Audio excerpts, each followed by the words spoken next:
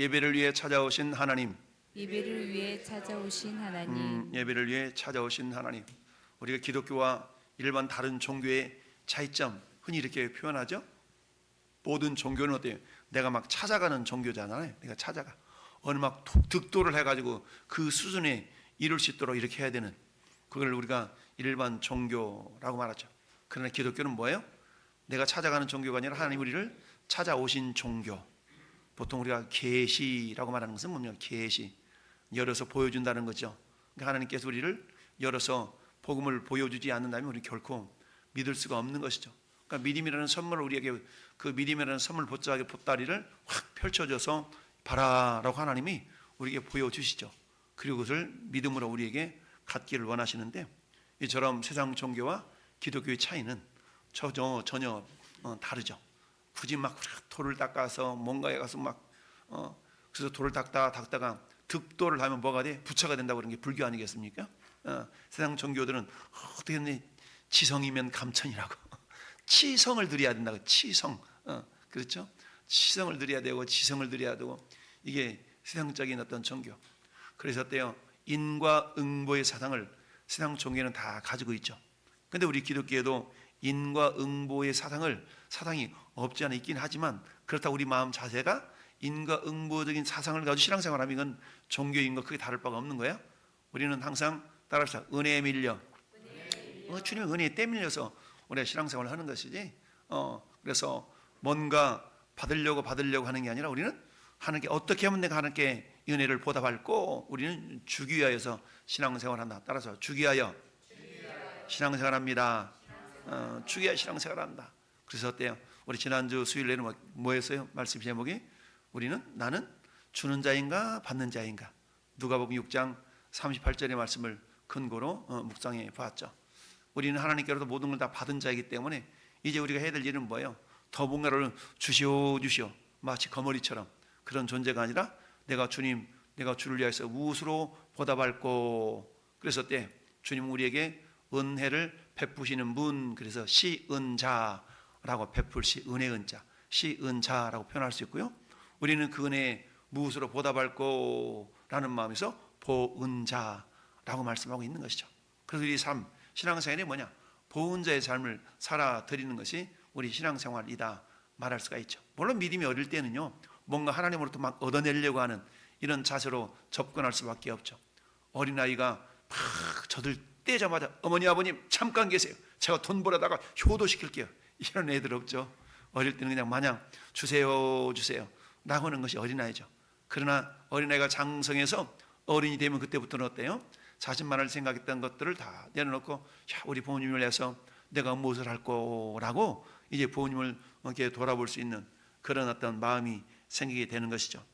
오늘 함께 읽어본 본문을 중심으로 해서 하나님께서 예배를 위해서 찾아오신 하나님이라는 제목으로 우리 같이 한번 말씀을 묵상하는데요. 넘어가라. 다는 보았네. 오케이. 자, 우리 같이 읽어봅시다. 시작. 우리는 요한복음 4장 22절에서 24절에서 주님께서 평범한 사람을 만나시는 것을 봅니다. 그는 평범한 죄인 수가라는 동네에 살던 우물가의 여인에게 삶을 변화시키는 진정한 예배를 들을 수 있다는 것을 가르쳐 주시기를 원하셨습니다. 예수님은 그녀가 한 번도 참된 예배를 경험해 보지 못했다는 것을 말씀해 주셨습니다. 참된 예배가 있는 곳에는 삶의 변화가 일어납니다. 아멘. 자, 우리 하나님의 관심 중에 가장 큰 부분 중에 하나는 뭐라고 그랬어요? 우리의 변화입니다. 변화. 그러니까 우리가 변화되는 것을 하나님이 원하시죠. 우리는 예수를 믿는 순간 이미 신분적으로는 변했어요. 신분적으로는 변했지만 여전히 거지가 왕자가 되었음에도 불구하고 여전히 거지 같은 삶을 살 수가 있죠. 거지를 데려다가 왕자 옷을 입혀놨더니 결코 자기에게 맞지 않는다고 해서 거지 옷을, 왕자 옷을 털털 털어버리고 다시 또 거지로 돌아가는 그런 모습도 우리가 있을 수가 있죠. 그런 것처럼 우리는 어때요? 마귀의 자녀에서 정말 마귀의 종로로 타던 그런 우리를 예수님의 보혈로 다 건져주셔서 하나님의 자녀라는 거룩한 신분을 우리에게 주셨는데, 신분적으로 우리가 거룩해지지만 어때요? 천국 갈 때까지 그 주님을 닮아가고자 하는 거룩의 싸움이라는 것은 계속될 수밖에 없죠. 멈출 수가 없습니다. 근데 그것을 한번 해봐 라고 우리에게만 맡기지 아니하시고 우리 주님이 친히 우리 안에 오셔서 우리를 변화시켜 나가고 계십니다. 자, 이런 내용들을 보는데 이처럼 우리 주님이 우리 안에 찾아오시지 아니하셨더라면 우리는 변화될 수가 없는 것이죠. 그래서 예수님께서 사마리아 수가성에 있는 수가에 있는 그 사마리아 수가성에 있는 그 여인에게 주님이 찾아가셔서 뭘 하셨는가? 그녀가 한 번도 참된 예배를 경험해 보지 못했다라는 것을 말씀해 주셨습니다. 여러분, 요한복음 4장 우리 잘 알지 않습니까? 영과 진리로 예배하라 라는 그런 내용인데요. 자, 이어서 시작. 우리 마음이 삶을 바꾸는 진리를 얻기 위해서는 하나님을 찾는 것입니다. 그럴 때 평범한 여인에게 삶이 변하는 예배의 순간이 찾아왔습니다.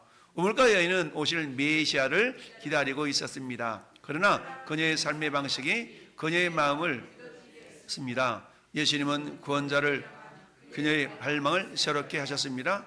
그 구원자를 향한 갈망에 내가 불을 지펴할 사람은 누구입니까? 아멘. 예수님은 어때요? 뭔가 구원자, 메시아를 기대하는 이 여인은 메시아를 기대하는 여인이었어요. 근데 그때 예수님이 나타나셔서 내가 그 메시아다라는 걸 드러내 보이셨죠. 그 예수님이 지금 하늘 보좌 우편에 계시고 우리가 어때 주님이 하셔야 될 그 일을 우리에게 지금 맡겨 주고 가셨습니다. 그럼 우리의 역할은 뭡니까? 구원자를 향한 갈망 있는 그 누군가를 찾아내서 그에게 어때요? 내가 불을 지펴야 될 그런 사명들이 저 여러분들에게 있는 줄 믿습니다. 5월 18일 어떤 날인가? 그런 사명을 우리가 감당해서 열매를 주님 앞에 인도해야 될 그런 날인 줄 믿습니다. 자, 그래서 우리가 말씀을 한번 연봉을 보면 자, 22절 읽어볼까요? 시작. 너희는 알지 못하는 것을 예배하고 우리는 아는 것을 예배하노니 이는 구원이 유대인에게서 남이니라. 아멘. 이걸 보면 이 사마리아 여인도 뭐하고 있는 사람이었어요? 예배하고 있는 사람이었어요. 예배하고 있는 사람이었어요. 그런데 이 사마리아 여인은 자기가 예배하는 것이 어떻게 무엇을 왜 있잖아요. 예배에 대한 어떤 궁극적인 목적과 그 의미를 제대로 알지 못하고 있다라는 겁니다. 너희는 알지 못하는 것을 예배한다는 얘기죠. 예배하기는 예배해. 근데 왜 예배고 예배가 무엇인지를 제대로 알지 못한 상태에서 그저 예배다라고 하고 있다는 얘기입니다.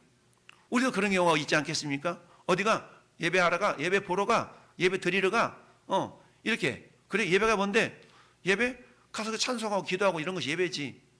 이것은 예배의 요소이지.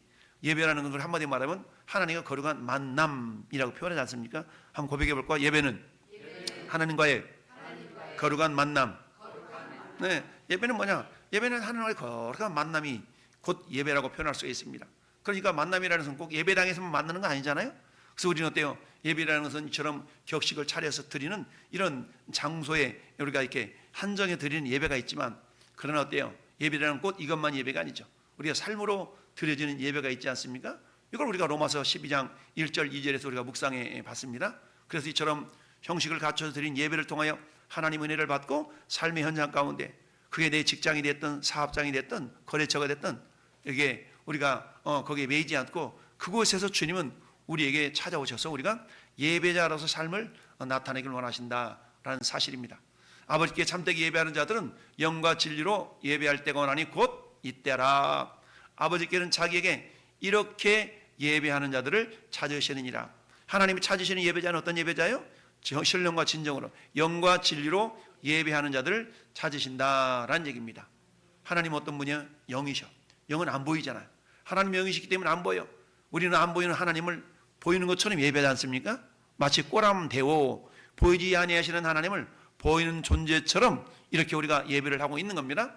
그래서 여자가 이르되 메시아 곧 그리스도 하라는 이가 오실 줄을 내가 아노니. 즉 이 여인은 어떤요? 이방 여인이었지만 자기는 메시아를 기다리고 있는 사람이었어요. 메시아를 기다리고 있었기 때문에 어떤 삶을 살았냐면 예배의 삶을 살았어요. 근데 예배를 드리면서도 알지 못한 상태로도 예배를 드렸다라는 얘기죠. 그런 상태였다는 얘기죠. 이런 여인에게 주님 오셔서 어때요? 진정한 예배가 무엇인가를 깨우쳐 주셨던 것이죠. 만약에 주님이 이 여인을 찾아가지 아니하셨다면 이 여인은 평생 죽을 때까지 저런 상태로 제대로 된 예배 아닌 예배를 드리면서도 제대로 된 예배가 아닌 그런 예배를 드리는 삶을 살았을 겁니다. 우리 삶도 마찬가지 아니겠습니까? 어디가? 그냥 예배 보러 가. 예배 드리러 가. 그냥 막연하게 왜? 오늘 수요일이니까, 오늘 주일 날이니까, 이런 어떤 마음가짐을 가지고 예배하는 그런 자들이 우리가 있을 수가 있다는 얘기입니다. 그렇다면 우리는 계속 지금 수요일마다 예배에 대한 얘기를 말씀을 보고 있는데요. 자, 예배라는 건 뭐냐? 결국 하나님과 얼굴을 뭐 하는 거라고요? 마주하는 것입니다. 예배는 하나님과 얼굴을 마주하는 거, 만나는 것입니다. 예배라는 단어가 프로스키네오라고 그러죠. 프로스키네오. 그야말로 이 말은 뭐라고 그랬습니까? 퀴네 프로스키네오. 정말 사냥개가 주인을 향하여 납작 엎드려서 주인이 뭐라고 말씀하시는가를 듣기 위하여서 이런 상태. 이게 예배라는 단어에 사용되어졌다라고 그랬어요. 자, 그래서 이 다양한 예배의 장소들, 하나님께서는 어때요? 우리 삶의 현장으로 우리를 예배자로, 삶의 현장에서 우리를 예배자로 부르시는 이런 것을 보게 됩니다. 즉 삶의 현장에 찾아오셔서 주님 만났다는 얘기는 거기서 뭐가 이루어졌다는 얘기예요? 예배가 이루어졌다는 것을 볼 수가 있습니다. 여러분, 하나님이 아브라함을 부르실 때 본토 친척 아비 집을 떠나서 내가 너에게 지시할 땅으로 가라, 내가 너로 큰 민족을 이루어 이렇게 주님께서 말씀하시지 않습니까? 그러니까 지금 어때요? 하나님이 아브라함에게 찾아오셨어. 그런데 아브라함의 그 집과 그 친척을 떠나라고 명령하신 그곳으로 주님이 찾아오셔서 어떠했어요? 아브라함을 만나신 것이죠. 그러니까 아브라함을 만났기 때문에 어떻습니까? 그 만남을 통해서 뭐가 일어나야 돼요? 이 아브라함의 반응이 나타나야죠. 하나님은 말씀하시고 아브라함은 듣고, 그러면 말씀하신 그 하나님 앞에서 아브라함과 만남이 이루어지고 아브라함은 말씀을 통해서 뭐가 이루어져야 돼? 변화가 이루어져야 되겠죠. 왜? 하나님은 말씀하시고 그 말씀을 듣는 아브라함은 어때요? 그 하나님 말씀 앞에서 변화가 될 것을 하나님께서 원하셨던 것이죠. 이 시간 우리가 뭐하는 시간? 예배하는 시간. 그럼 우리도 어때요? 예배를 통해 하나님 말씀을 대언하지만 우리는 어때요? 하나님 직접 이 시간 나에게 말씀하시는구나. 마치 고넬료가 베드로에게 다가갔을 때 하나님께서 그 베드로가 고넬료 가정에 갔을 때 고넬료 가정은 어떻습니까? 베드로를 마치 누구처럼? 하나님을 배우는 것처럼 그런 자세로 이렇게 앉아 있었던 것처럼 이 시간 비록 연약한 종을 통해 말씀이 선포되지만 여러분 어떤 마음가짐으로 목사님을 통해서 하나님이 지금 나에게 말씀하신다 라고 우리 그런 자세를 가질 수가 있어야 됩니다. 자, 아브라함에게 그 집과 친척을 떠나라고 명령하셨어요. 그때 아브라함 어때요? 순종하며 떠나죠. 떠나서 그리고 마침내 가나안 땅에 이르렀더라 라고 창세기 12장 5절은 말씀하고 있습니다. 이처럼 하나님이 찾아오셔서 말씀하셨고 그 말씀을 들은 아브라함은 그 반응을 보여서 행동하게 되어졌죠. 그리고 그때 서서히 마침내 하나님께서는 만남을 통하여서 아브라함이 아브라함으로 변화되어지는 모든 일련의 과정을 거치면서 창세기 22장의 믿음의 절정을 이루지요. 마침내 드디어 이제야 네가 나를 경외하는 줄 알았다 라고 하나님께서 아브라함을 인정하시는 그 수준까지 만남을 통하여서 아브라함을 변화시켜 나갔던 걸 봅니다. 오늘날도 하나님은 저와 여러분들 어때요? 순간순간 만나주시죠? 물론 오늘날에는 주님이 나타나서 야 내다 이렇게 만나진 않죠. 오늘 하나님을 만나시는 다양한 통로들이 있습니다. 이처럼 예배를 통하여 주님 만나주시죠. 또는 어때 여러분들이 개인적으로 말씀 묵상하는 가운데 하나님 만나주시죠. 또는 뭐 유튜브를 통해서나 텔레비전을 통해서나 다양한 경로를 통해서 하나님 우리에게 다가오신다라는 사실을 우리가 알아야 됩니다. 이처럼 하나님 어때요? 다양한 모습으로 하나님이 아브라함에게 저렇게 나타나셨어요. 또한 우리가 여호수아에게 하나님께서 나타나셨던 것을 봅니다.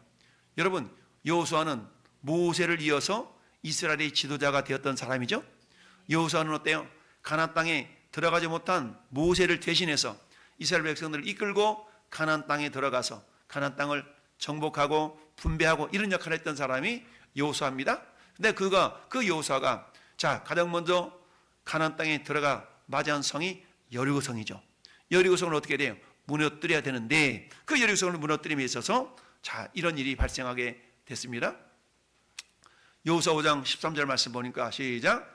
여호수아가 여리고에 가까이 이르렀을 때에 눈을 들어 본즉 한 사람이 칼을 빼어 손에 들고 마주서 있는지라.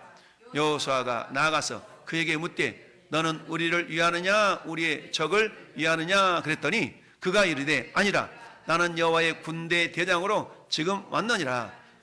여호수아가 얼굴을 땅에 대고 엎드려 절하고 그에게 이르되 내 주여 종에게 무슨 말씀을 하려 하시나이까? 아멘. 저 모습은 뭡니까? 암행어사 출두요. 암행어사가 시골에 갔습니다. 어딜 갔습니다. 그럼 암행어사에는 마패가 있죠. 그럼 암행어사의 말은 그 누구의 말이에요? 임금의 말이에요. 임금의 말. 같은 개념이거든요.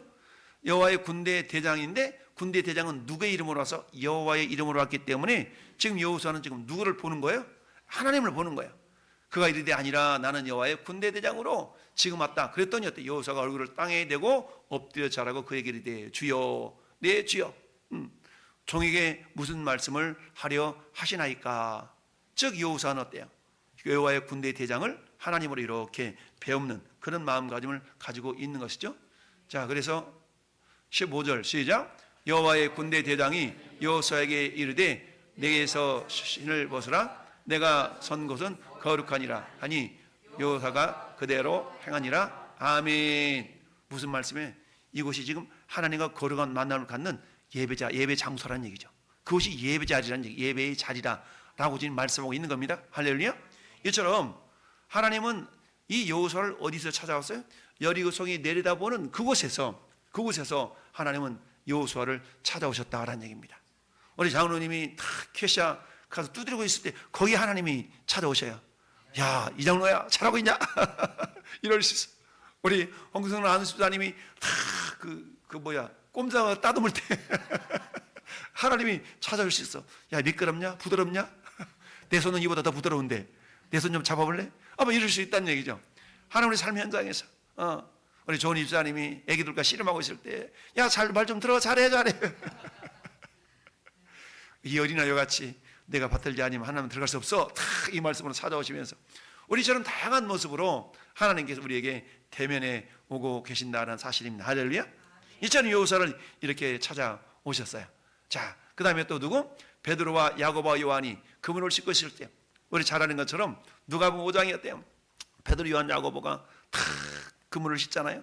근데 예수님이 해변에 말씀을 전하시다가 야, 베드로야 배 좀 빌려줘 하고 베드로 배에 올라타가지고 다 해변에 앉아있는 사람들이 말씀을 전했더니 베드로는 때 그물을 씻으면서 긴 어디로 가 있어? 예수님 말씀에 귀를 기울이고 있는 겁니다. 그래서 말씀을 다 전하시고 베드로한테 뭐라고 말씀하세요? 야, 너 저 어디 가서 그물을 내리라고 그러죠? 깊은 데 가서 그물을 내리라 라고 말씀하시죠. 그랬더니 뭐라고 그래요? 밤이 왔도록 내가 고기 한 마리도 못 잡았는데 말씀에 의지하여 그물을 내리리다 하고 그물을 내리긴 하죠. 그러면서 속으로 내가 뭐라고 그랬다고 그랬어요? 이래봬도 내가 이 바다의 전문가인데 저 양반은 목수의 아들인데 내가 저 양반 아는데 이래봬도 내가 더 잘 알지 라고 하면서 그물을 내리는데 어때? 속으로 안 잡히기만 해봐라 이러면서 그물을 내리는 거예요. 근데 웬걸 그물이 찢어지기까지 물고기에 잡혔다고 그랬죠. 그제서야 비로소 자기 자신을 바라봤어요. 내가 죄인이로소이다 할렐루야 라고 했다고 그랬죠. 그 깊은 곳은 결국 어디예요? 내 심연 깊숙한 곳에서 예수 그리스도 익두스가 물고기지 않습니까? 익두스 예수 그리스도가 자기 자신의 구주임을 캐낼 때에 건져낼 때 비로소 주님의 제자가 되는 것이죠. 이처럼 베드로, 야고보와 요한이 그물을 씻고 있을 그때에 주님이 찾아오셨죠. 야, 일로 와봐 그러지 않으셨어요. 주님이 그물을 씻고 있는 그 자리에 베드로, 요한과 야고보를 만나시기 위해서 그 자리에 가신 겁니다. 할렐루야. 네. 뿐만이 아니라 요한이 반모섬에서 유배되어서 주일에 묵상하고 있을 때에 주님은 이 요한에게, 사도 요한에게 찾아오셨습니다. 자, 이 모습은 계시록 1장. 자, 보실까요? 읽어봅시다. 시작. 나 요한은 너희 형제요 예수의 환난과 나라와 참음에 동참하는 자라. 하나님의 말씀과 예수를 증언하였으므로 말미암아 pat모라 하는 섬에 있었더니 주의 날에 내가 성령에 감동되어 내 뒤에서 나는 나팔 소리 같은 큰 음성을 들으니 이르되 네가 보는 것을 두루마리에 써서 에베소, 서머나, 보가모, 두가드랴, 사대, 빌라델피아, 라오디게아 7교회에 보내라 하시기로. 아멘. 자, 성령의 감동이 되어서 내 뒤에서 나는 나팔 소리 같은 큰 음성, 주님의 음성이 들려졌어요. 그러니까 우리 주님 하나님은 이 요한에게 어떻게 찾아오셨어요? 세상 말로 말하면 저 감옥에 갇혀 있을 때, 유배되어 있을 때 그곳에서 찾아오신 것이죠. 물론 사도 바울과 바나바가 복음을 전하다가 빌립보 감옥에 갇혔을 때 그때도 천사들을 통해 주님이 찾아오시죠. 고린도에서 복음을 전할 때 잠잠하지 말고 전하라. 그 장소에 또 주님이 나타나시죠.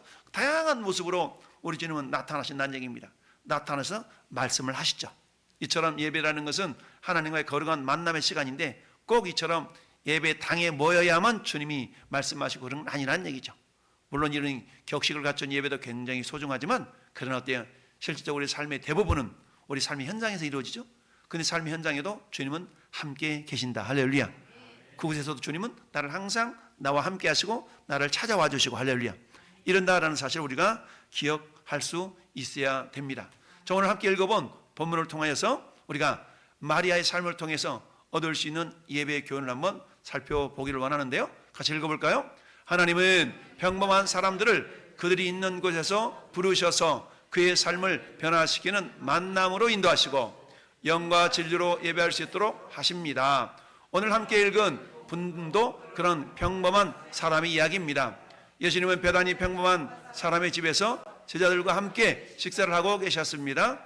그곳에는 죽음에서 살리신 나사로와 그의 자매 마리아와 마르다가 있었습니다. 마리아는 지극히 비싼 향유 한 근을 가져다가 예수님의 발에 붓고 자기 머리털로 닦아 드렸습니다. 아멘. 그런데 이게 얼마큼의 가치가 있는 거라고요? 300데나리온. 300데나리온이니까 우리로 말하면 300일을 장정인 300일을 일해야 될 품삯이에요. 그냥 1년 연봉을 다 한 번에 그냥 쏟아 부은 거예요. 1년 연봉을 한 번에 쏟아 부었어. 어떤 사람은 한 달에 하루에 10만 원 일당이면 300만 원이니까 3천만 원을 깨고 이런 것을 그냥 한 번에 부어드리면 이 모습을 보고 뭐라고 했습니까? 제자용 하나라고 해서 예수를 잡아줄 가룟 유다가 말하되 이 향유를 어찌하여 300데나리온에 팔아 가난한 자들이 주지 아니했느냐. 왜 허비하고 있냐는 얘기죠. 그러더니 허비가 아니다라고 주님이 칭찬해 주신 내용이 나오죠. 이렇게 말하면 가난한 자들을 생각하면요, 그는 도둑이라. 돈결을 맞고 거기 넣는 것을 훔쳐 가밀어라.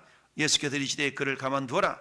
나의 장래할 날을 위하여 그것을 간직하게 하라. 그러니까 6월절 엿새 전이니까 예수님은 당신의 죽으심을 이미 다 예견하고 계셨죠. 그래서 이 마리아 이 헌신을 뭘로 보고 있는 거예요? 나의 장례식을 위하여서 준비한 거다. 장례식을 내 헌신하고 있다라고 지금 인정하고 계시죠. 자, 이 모습을 통해서 우리는 마리아가 이런 헌신을 통해서 어떤 교훈을 우리가 받을 수가 있는가 한번 살펴보는데, 첫 번째 빨간 걸 읽어봅시다. 시작. 그렇습니다. 마리아의 행위는 첫째 그 마음을 보여주고 있어요. 마음. 모든 지킬 만한 것 중에서 네 마음을 지켜라. 하나님께서 아담아 네가 어디 있느냐. 이럴 때 하나님의 물리적인 아담이 어디 있는지를 몰라서 물어본 것이 아니라 네 마음이 어디 있냐는 얘기예요. 네 마음이 나를 향한 사랑의 마음에서 어찌하여 네가 나를 향한 사랑의 마음에서 변질되어 있느냐, 이걸 주님이 여쭙고 있는 것이죠. 마리아 예배는 우리 마음의 헌신의 표현입니다. 자, 이 예배 시간에 여러분 마음이 이렇게 헌신의 표현되어진 겁니다. 마리아는 주님을 무엇보다도 누구보다도 사랑했어요. 지금 마리아 집에 찾아왔잖아요. 그러니까 예수님이 찾아오셨다는 얘기는 뭐가 이루어지는 거예요? 지금 예배가 이루어지고 있는 거예요. 예배가 이루어지고 있어요. 그럼 예배가 이루어지고 있는 그 상태에서 나타나는 반응, 예수님을 만난 사람의 반응은 가지각색이죠. 근데 마리아는 어떻게 했다고요? 마리아는 향유옥합 300데나리온에 되는 향유를 깨서, 옥합을 깨서 주님의 발 앞에 또는 주님의 머리에 부어드렸다라는 얘기죠. 왜 그랬을까? 주님을 무엇보다도 누구보다도 더 사랑했기 때문이다. 자, 예배라는 건 뭐냐? 예배는 태도를 의미하며 우리 마음에 헌신된 자세가 없는 예배 행위는 하나님께서 받아들일 수가 없다는 얘기죠. 헌신, 하나님 저를 드립니다. 받아 주옵소서. 이 시간에 우리가 주님 나를 드리는 시간, 할렐루야. 그래서 예배라는 건 받기 위하여 모이는 것이 아니라 드리기 위해서 모인다 그랬죠. 근데 어때요? 드리기 위해서 모였지만 하나님 실상 우리가 드리는 것보다 더 많은 것들을 우리에게 안겨주시는 분이다. 그래서 우리가 지난번에 주보를 보면은 먼저 하나님께 막 드리는 요소가 먼저 나온다 그랬잖아요. 찬양은 드리고 기도 드리고 헌금 드리고 다 감사 드리고 그리고 나서 말씀을 받는 거예요. 이처럼 우리가 먼저 하나님께 드리는 요소. 왜요? 우리는 이전에 다 우리 주님이 보혈로 우리를 구원해 주셨어요. 하나님께 모든 걸 주셔서 우리를 구원해 주셨기 때문에 그 다음부터는 항상 우리에게 하나님께 먼저를 요구하셔요. 먼저. 왜? 우리 이미 주님의 보혈로 구원받았거든요. 그러니까 엄청난 은혜를 받은 거 아니겠습니까? 그 다음부터는 하나님 우리에게 항상 먼저 요구하셔. 그래서 어때요? 너희는 먼저 그의 나라와 그의 의를 구하라 라고 말씀하시죠. 먼저 그의 나라와 그 일을 구하라는 것은 그렇죠. 믿지 않는 자들을 향한 말씀이 아니라 이미 예수님의 보혈로 구원을 받은 저와 여러분들을 향한 말씀이에요. 이미 나는 구원받았어. 구원받은 우리는 이제 어때요? 그 다음부터는 네가 먼저 한번 하나님 향하여서 자발적으로 네 마음을 먼저 보여라 라고 주님이 요구하고 있는 거예요. 그래서 마리아의 행위는 그 마음을 보여주는데요, 그 마음은 어떤 마음이에요? 주님을 사랑하는 마음. 왜요? 이미 마리아는 7 귀신 들렸다가 치료받은 경험도 있고, 자기 동생 오라버니 나사로도 죽었다 살아난 그런 또 기적도 있고, 어찌 보면 이런 놀라운 은혜를 경험한 그런 사람이지 않습니까? 그러다 보니까 어때요? 이런 어떤 주님을 향한 그 마음을 쏟아부을 수밖에 없었던 것이죠. 그래서 예배라는 것은 태도를 의미한다. 우리의 마음이 헌신된 자세가 있는 예배를 하나님 기뻐하신다. 그 헌신이라고 해서 우리 뭔가 물질을 막 드려야만 된다, 그런 의미는 아니겠죠. 그것도 포함이 되겠지만 우리 마음 전심으로 뭡니까? 가장 중요한 것은 이 시간을 구별해서 드릴 수 있어야 되지 않겠어요? 시간을 구별해서, 내가 시간을 구별하지 않는데 어떻게 물질이 가겠고 마음이 가겠습니까? 시간이 구별되어진다는 얘기는 마음이 구별되어지니까 시간이 구별되는 거고, 시간이 구별되어짐과 더불어 물질도 구별되어서 우리가 하나님 앞에 드릴 수 있는 것이죠. 그래서 마리아의 이 예배 행위는 그 마음을 우리가 볼 수가 있는 것이다 라는 얘기죠. 주님 말씀하신 너의 보물이 있는 곳에, 너의 재물이 있는 곳이 네 마음이 있다 라는 것, 그건 진리니까 그렇다는 겁니다. 두 번째, 시작. 진정한 예배를 드리고자 하는 언제나, 아멘. 이건 뭐가 똑같냐면요, 사랑하는 남녀 간에 사랑하는 대상을 위해서 내가 저 사랑하는 자에게 뭘 해주지? 이런 마음이 생기는 것과 똑같은 겁니다. 사랑하는데 그냥 냉랭하고 뭔가만 얻어내려고만 하고, 이건 사랑이 아니죠. 왜? 사랑은 주는 것이라고 했으니까. 사랑은 주는 거예요. 뭔가를 줄까? 내가 뭔가를 줄까? 자꾸 주고 싶어 하는 겁니다. 주고 싶어 해. 그러니까 막 주고 싶어 해. 우리 집사람이 나한테 여보 당신이 환갑이라는데 내가 당신한테 뭘 해줄까? 뭐 해줄까? 막 해주고 싶어가지고 뭘 해줄까? 막 그러는 거예요. 그거 막 이것저것 막 해주더라고. 이것저것. 고맙죠. 나는 그에 대해서 덜 해주는 것 같은데. 예. 그러니까 집사람이 나를 사랑하는 마음이 내가 집사람 사랑하는 것보다 큰 것 같아. 야, 가만히 보면. 자, 그런데 뭔가 주고 싶다는 얘기입니다. 제가요, 대학교 때 우리 집사람을 만났잖아요. 우리 집사람을 만나가지고 살아가는데, 근데 내가 연애편지를 썼거든요. 연애편지를 썼는데, 또 얘기해야지. 또 연애편지를 많이 보냈어. 근데 저 양반은 답장을 한 번도 안 했어, 나한테. 나는 연애편지를 많이 썼는데, 저 양반은 나한테 답장을 한 번도 안 했어. 그 연애편지가 지금 집에 있어, 집에. 책으로 딱 이렇게 꽂혀가지고, 책으로 만들어가지고, 연애편지가 있는데, 막 편지를 써서 막 사랑을 고백하는 거야. 막 이렇게 당신 줬어 어쩌어 막 이러면서. 그러던 어느 날 우리 집사람은 내가 뭘 줄까 막 이러는데, 제가 알바를 해가지고 그 당시 20만 원을 벌어. 20만 원을 벌었는데 뭐였냐면, 내가 손목시계를 하나 사서 손목시계를 사가지고 정말 선물을 하나 준 적이 있어. 근데 그때 그 손목시계가 그 어떤 뭐 시계점에 산 게 아니고, 우리 학교 군내 매점에 그 시계 파는 코너가 있었어. 그래가지고 군내 매점에서 학교에서 대학교 때 거기 사가지고 이쁘게 포장해가지고 이렇게 선물을 줬던 생각이 나는데, 근데 뭐 그게 이제 어디 갔는지 모르지만, 왜 뭐가 막 주고 싶은 거야. 막 주고 싶은 거야. 이게 뭐예요? 마리아가 그런 거야. 마리아가 하나님을 향한 사랑의 마음이 있기 때문에 뭐 하는 거예요?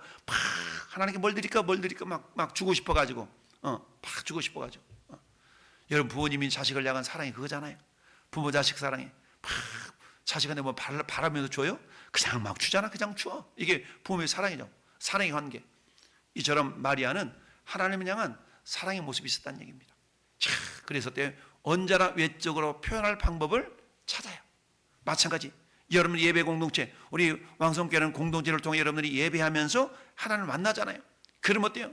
하나님 은혜를 막 경험하면 내가 교회를 위해서 뭘 해야지, 이 말은 주님을 위해서 내가 뭐 하지, 이거 똑같은 거거든요. 이런 사람 자꾸 보여. 저거 내가 했으면 좋겠다, 저거 내가 했으면 좋겠다, 이런 마음들이 막 보이죠. 이런 마음들이 막 보이는 거예요. 자, 마리아가 식사를 하면서 주님을 바라보며 그 말씀을 들을 때에 그녀는 주님을 향한 사랑에 넘쳐 흘러서 자신의 사랑을 어떻게 표현하면 좋을까 생각하기 시작했어. 그러다가 뭐가 생각났어요? 맞아. 나 향유 있지, 향유. 이거 주님께 드려야지. 그런 거죠. 그래서 다른 사람이 그냥 앉아있는 동안에 마리아는 몰래 빠져나가가지고 자기가 참 귀하게 여겼던 향유를 옷값을 탁 가지고 와가지고 주님께 부어드린 겁니다. 할렐루야.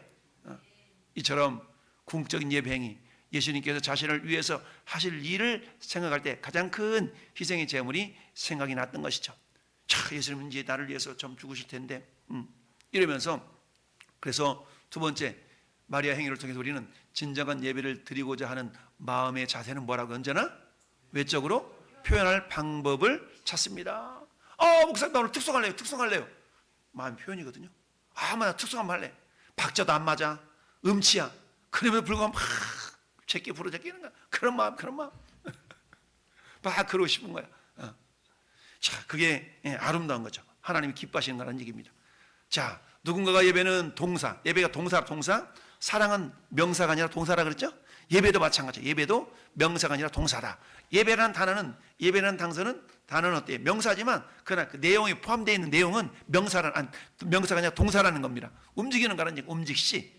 자, 성경에서 예배라는 단어가 나올 때마다 언제나 행동의 맥락 안에서 나온다고 말하는 분이 있어요. 그런 적이 있어요. 자, 마음속에 진정한 예배는 언제나 그에 해당하는 외적인 표현을 찾기 마련이다. 표현되지 않는 사랑은 사랑이 아니죠. 여보 알지? 내 사랑하는 거 어떻게 알아? 표현해야 되지. 그럼 어떤 일이 발생해요? 여보 그 내자 내자 있잖아. 천생연분인 줄 알고 내자라고 막 우겼더니 마누라는 뭐라고 그래요? 여보 네 글자 천생연분이기 네 글자 이랬더니 마누라가 평생 왼수? 이러면서 천생연분이 아니라 남편은 마누라를 천생연분으로 믿고 살았는데 마누라는 평생 왼수처럼 여기고 살았다는 거 아니겠어요? 그래서 네 글자 이랬더니 천생연분이 아니라 평생 왼수, 이런 답이 나온다는 얘기죠. 왜 그래? 서로 표현이 안 되지면 그러시대요. 표현이 안 되지면 우리 한국 사람들은 표현을 참 안 하잖아요. 표현을 못해. 좋아하면 좋아한다, 사랑하면 사랑한다, 이런 표현들을 해야 되는데 표현을 안 해. 우리 아버지가 묵묵하게 과묵하게 그런 분이셨는데 저를 향해서 좋아한다, 이뻐한다, 사랑한다 한 번 해본 적이 없어. 들어본 적이 없어. 그 시대 어르신들은 다 그랬어. 그냥 묵묵하게 그렇게만 하셨거든요. 그냥 자리만 지키고 계셨던 것이죠. 근데 오늘날은 어때요? 고백하고 사랑한다고 그러고 막 뽀뽀해주고 막 이런 막 자식들도 막 그러지 않습니까? 남자가 할지라도. 자, 그렇습니다. 자, 마음속에 진정한 예배는 언제나 그에 해당하는 외적인 표현을 찾기 마련입니다. 표현되지 않는 사랑은 사랑이 아니다. 사랑은 주어야 한다. 마리아의 행동은 무제한적인 사랑의 행위였다. 마리아는 그것을 그냥 품고만 있을 수가 없었다라는 얘기입니다. 할렐루야. 밑에 한번 읽어볼까요? 시작. 당신의 귀한 향유는 무엇인가요? 어떻게 그것을 주님께 바칠 수 있을까요? 아멘. 마리아처럼 우리가 집에 300데나리온 되는 그런 향유가 아니라 할지라도 우리 마음을 주님께 최선으로 보여드릴 수 있는 이런 것들 다양하게 많거든요. 나 가진 것이 없어요. 가진 게 없으면 다 나는 주님을 향하여 찬양하리라. 나는 주님께 일찍 나와서 예배당 청소도 좀 해보고 일찍 하나님께 나는 기도하리라. 목사님 설교하신다는데 내가 예배 시간 30분 전이라도 나는 목사님을 위해서 기도해야지. 그래야 목사님 입술을 통해 나오는 말씀이 하나님 말씀인데 다양해요. 다양해. 이번에 제가 1박 2일로 노예를 갔다 왔잖아요. 1박 2일 노예를 갔다 왔는데 많은 분들이 오셨는데 왜 우리 집사람 안 데리고 왔냐고 많이 혼났는데 근데 우리 선배 목사님 중에 한 분이 그런 고백을 하세요. 자기 외에 80 먹은 84 되시는 권사님이 계신데 84신가? 되시는 권사님이 계신데 그 교회 사모님이 고백을 하셨구나. 그 사모님이 고백을 하신 거예요. 우리 교회 80 몇 되시는 권사님이 계시는데 이 젊은 사람 가운데 목사님하고 이게 안 맞아가지고 삐져가지고 나간 성도들이 있었는가 봐. 그런데 그 권사님이 이렇게 그런 분들을 향해서 뭐라고 그러면서 참 이게 한마디 말하면 정이 들은 거지. 정이 들어가지고 그러면서 그렇게 받은 은혜를 생각하면 어떻게 그럴 수가 있냐는 둥 막 이렇게 또 그렇게 얘기들을 하셨는가 보더라고요. 그러면서 예전보다 성도 수는 줄었는데 오히려 더 사랑이 넘치는 그런 분위기가 이렇게 형성이 됐다고 그렇게 어떤 사모님이 이렇게 간증을 하시더라고요. 그러니까 뭐예요? 은혜를 안다는 얘기죠. 은혜를 안기 때문에 은혜가 되어지기 때문에 뭐예요? 의리가 있다는 거, 의리가 탁 그래 내가 그 자리를 지켜야지. 80 먹은 그 권사님이 그러시더라는 거예요. 내가 이제 이 나이에 내가 뭘 하겠어요? 뭘 하겠습니까?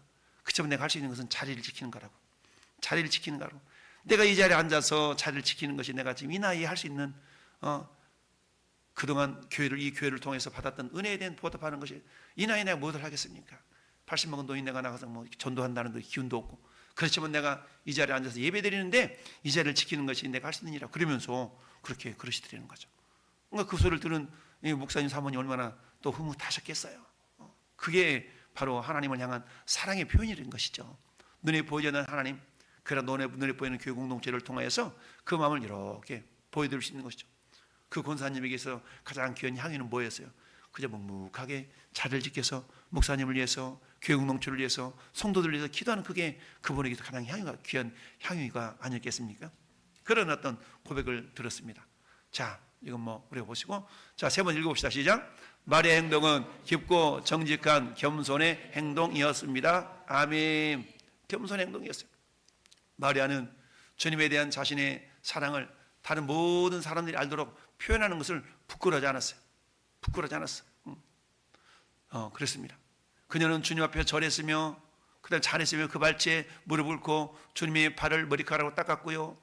자, 마리아가 성경에 나왔을 때마다 예수님 발치에 앉아있는 그녀의 모습을 우리가 볼 수 있습니다. 그러니까 그 마리아는 예수님 발치에 앉아 있었어요. 오늘도 보니까 뭐라 그래요? 마리아는 나사로는 예수와 함께 앉은 자 중에 있더라. 마르다는 일을 하고 나사로는 예수와 함께 앉은 자 중에 있더라. 마리아는 뭐였어요? 발치에 앉아 말씀 듣다가 지금 향유 가지러 간 거잖아요. 가지고 왔지 않습니까? 그렇습니다. 자, 마리아는 그 자매 마르다에게 비판을 받는 것이나 주님 쟤 좀 시키가 좀 뭐라고 그러세요. 나 혼자 준비하고 있잖아요. 이러잖아요. 예수님의 제자들이 조롱받는 것 유다가 어때요? 저거 300대나리 팔았어 말이야. 그럴 일이지 왜 허비해? 그런 소리 이런 거에 대해서 개의치 않았다는 얘기죠. 그녀가 좋아하는 자리는 예수님의 발 아래였다라는 얘기입니다. 발 아래. 이게 좋았다는 얘기죠. 자, 누가복음 10장 38절 읽어볼까요? 그들이 길 갈 때 예수께서 한 마을에 들어갔어요. 마르다 이름하는 한 여자가 자기 집으로 영접하더라. 그에게 마리아라는 동생이 있어 주의 어디에? 발치에 앉아서 그 말씀을 듣더니 그렇잖아요. 내 동생이 나 혼자 일을 하게 두는 것을 생각하지 아니하시나이까. 그를 명하사 나를 도와주라소서. 예수님이 지금 저 장소에도 저 상황에도 찾아가셨잖아요. 뭘 위해서? 예배를 위해서. 예배는 만남이에요. 근데 지금 마리아는 예배자인 거고 마르다는 어때요? 말씀을 듣기보다는 먼저 어떻게 하면 예수님한테 대접해 드릴까? 이게 좀 더 앞장섰던 거고 저기는 뭐 나쁘다 하는 것보다는 마리아 말씀 자체가 저랬다는 겁니다. 자, 해보세요. 자, 네 번째 시작. 마리아의 행동은 커다란 희생의 표현이었습니다. 아멘. 그렇죠? 커다란 희생. 300데나리온 어떻게 보면 1년 연봉치란 말이죠. 그 연봉에 해당되는 것을 한 번에 그냥 탁 부어드릴 수 있는 건 어때요? 이처럼 예배라는 건요, 내 자녀를 드릴 수 있는 기회라는 거죠. 우리는 예배를 드릴 때 어떻게 합니까? 부어드립니까? 몇 방울만 드립니까? 우리가 주님께 정말 내 마음을 다, 제가 가끔 그런 말씀 드리잖아요. 이 시간 이 예배가 내 인생의 마지막 예배다. 이런 마음가짐을 때는 우리가 가져야 될 필요가 있다라고 하지 않습니까? 다음에 드리면 되지 뭐. 우리는 그런 마음이 있다 보니까 어때? 최선을 다해서 드리기보다는 어때? 좀 더 여유 있게 이렇게 드리는 경우가 있죠. 그래서 커다란 희생의 표현이었다는 것. 자, 다섯 번째, 마리아는 예배는 그 자신과 다른 사람에게 영향을 끼쳤습니다. 아멘. 참, 마리아가 옥합을 부어드림으로 향기가 났잖아요. 그 향기는 어때? 자기에게도 향기를 바라고 이웃에게도 향기를 바라는 그런 향기의 삶이었다는 겁니다. 그래서 모든 진정한 제물과 모든 진정한 예배 행위는 하나님께 향기로운 냄새로 올라갈 뿐 아니라 다른 사람들에게도 영향을 미칠 수 있다라는 얘기입니다. 그래서 예수님께서 칭찬하시는 모습이 나타나요. 내가 진실로 너에게 이르노니 온 천하에 어디서든지 이 복음이 전파되는 곳에서는 이 여자가 행한 일도 말하여 그를 기억하리라 하시니라. 주님이 자랑하고 싶은 거예요. 야, 마리아 봤어? 주님이 자랑하고 싶은 성도, 주님이 자랑하고 싶은 제자. 할렐루야. 저 외름이 될 수 있기를 바라요. 그래서 에베소 5장 2절에도 그러므로 사랑하는 자여 받은 자녀같이 너희는 하나님을 본받은 자가 되고 그리스도께서 너희를 사랑하신 것 같이 너희도 사랑 가운데서 뭐하라? 행하라. 할렐루야. 사랑 가운데 행하라는 얘기죠. 사랑으로 행하라는 겁니다. 할렐루야. 자, 5번 시작. 마리아의 그렇습니다. 결국은 뭐야? 결론은 하나님 기쁘시겠다는 얘기입니다. 어떻게 하면 내 신랑을 기쁘게 할까? 이거잖아요. 우리의 신랑 대신 예수님을 어떻게 하면 기쁘게 할까? 우리는 예배를 통해서 스스로 즐기고 다른 사람들을 기쁘게 할 수도 있지만 언제나 무례할 것은 뭐라고요? 내가 지금 하는 이 일이 하나님을 기쁘게 하고 있는가입니다. 할렐루야. 이것이 가장 중요한 요소다라는 얘기죠. 제가 매일같이 나가 전도하는 이 모습, 전도하는 거예요. 때로는 쉬고 싶을 때도 있고 오늘 한번 빼면 안 될까? 이런 마음이 인간적으로 들 때가 있거든요. 그쯤 뭘 생각하느냐? 아니야, 하나님 기뻐하시는 일은 이 전도니까 가야 돼. 이런 마음을 가지고 나가잖아요. 그러면 정말 기쁨이 다시 또 회복이 쫙 되는 걸 보게 돼요. 왜? 주님의 기쁨이 저한테 이렇게 전달이 되어서. 그래서 내가 약간 힘들고 피곤하고 그러면 전도로 가야지 이러면 이 힘이 나고 기쁨이 회복되어지고 이런 거거든요. 할렐루야. 이런 어떤 걸어간 영적인 행위가 여러분들이 있기를 바랍니다. 할렐루야.